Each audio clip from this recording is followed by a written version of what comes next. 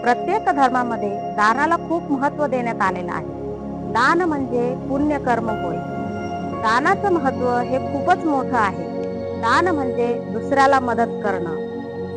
दान केल्याने मनामध्ये परोपकाराची भावना निर्माण होते. दान म्हणजे मनामध्ये निस्वार्थपणा उत्पन्न होतो. दान केल्याने गरजू व्यक्तींच्या गरजा ह्या पूर्ण होतात. दान हे केवळ धनाचंच असावं किंवा पैशाचंच असावं असं नव्हे. दान तुम्ही अनेक प्रकारे करू शकता.